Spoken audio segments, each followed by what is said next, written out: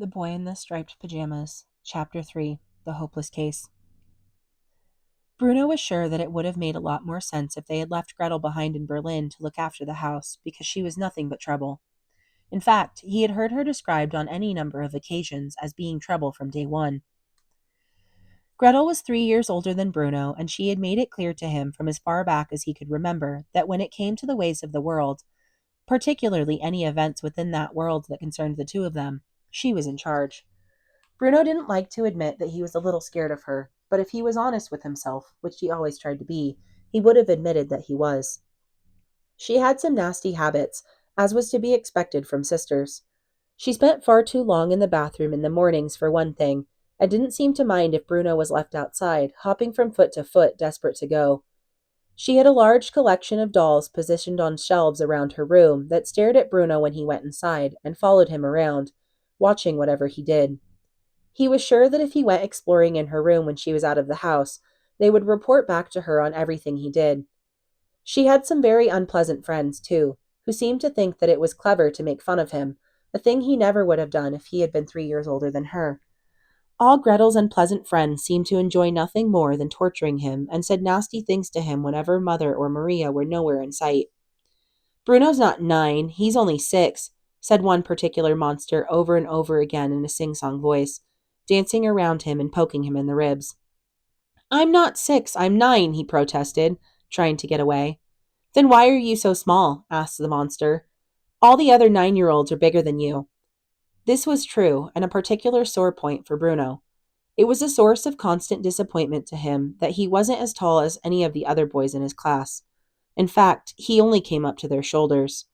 Whenever he walked along the streets with Carl, Daniel, and Martin, people sometimes mistook him for the younger brother of one of them, when in fact he was the second oldest. "So you must don't be only 6, insisted the monster. And Bruno would run away and do his stretching exercises and hope that he would wake up one morning and have grown an extra foot or two. So one good thing about not being in Berlin anymore was the fact that none of them would be around to torture him. Perhaps if he was forced to stay at the new house for a while, even as long as a month, he would have grown by the time they returned home, and then they wouldn't be able to be mean to him anymore.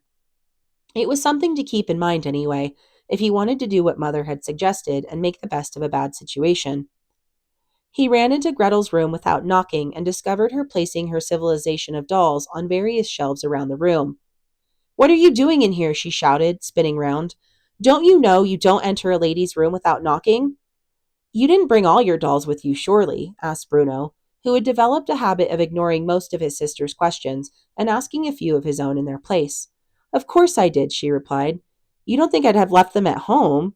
Why, it could be weeks before we're back there again."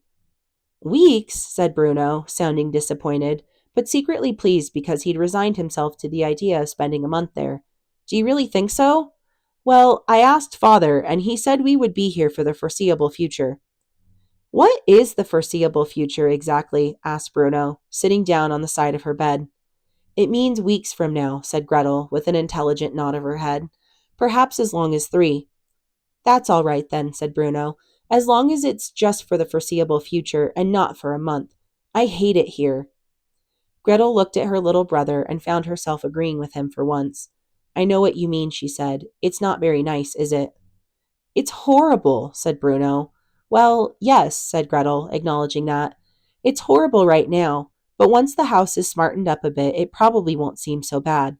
I heard Father say that whoever lived here at Outwith before us lost their job very quickly and didn't have time to make the place nice for us." "Outwith?" asked Bruno. "What's an outwith?" "It's not an outwith, Bruno," said Gretel with a sigh. "It's just outwith." "Well, what's outwith then?" he repeated. "Outwith what?" "That's the name of the house," explained Gretel. "Outwith." Bruno considered this.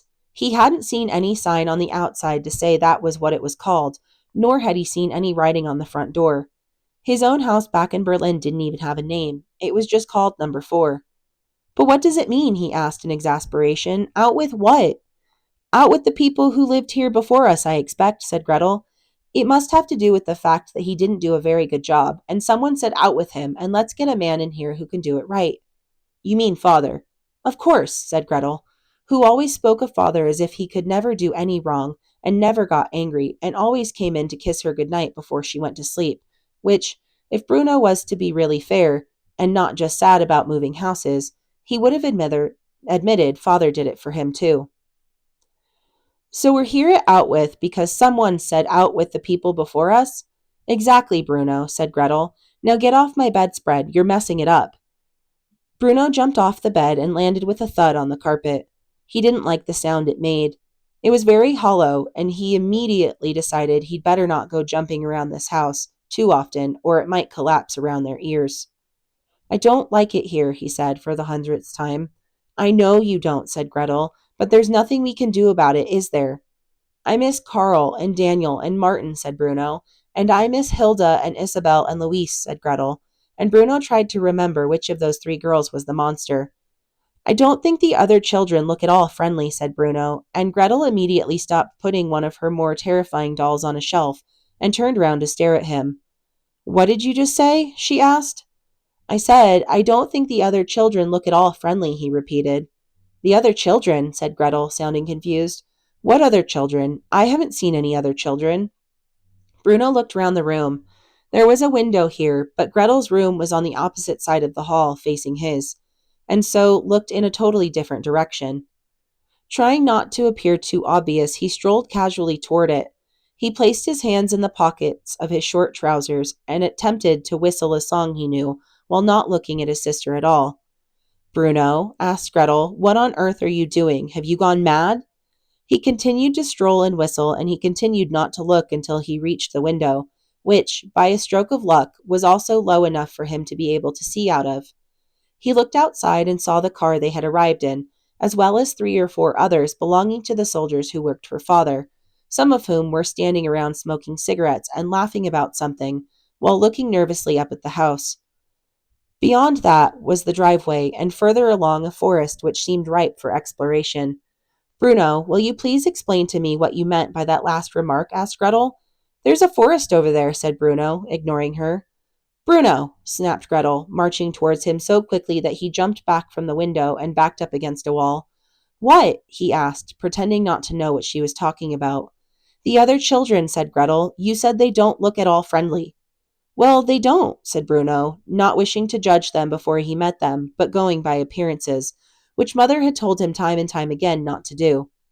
But what other children? Asked Gretel. Where are they? Bruno smiled and walked towards the door, indicating that Gretel should follow him.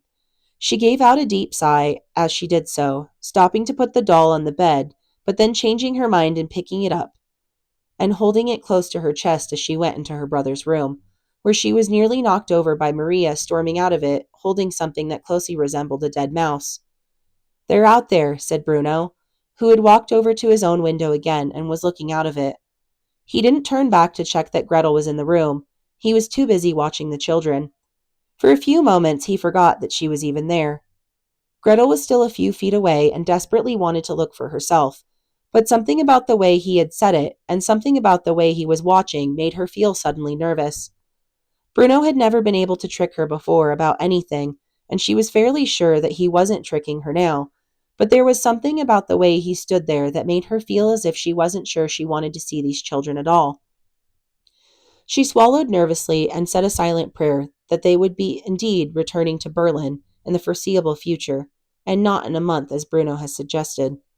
Well, he said, turning round now and seeing his sister standing in the doorway, clutching the doll, her golden pigtails perfectly balanced on each shoulder, ripe for the pulling. Don't you want to see them? Of course I do, she replied, and walked hesitantly towards him. Step out of the way, then, she said, elbowing him aside. It was a bright, sunny day that first afternoon at Outwith, and the sun reappeared from behind a cloud just as Gretel looked through the window.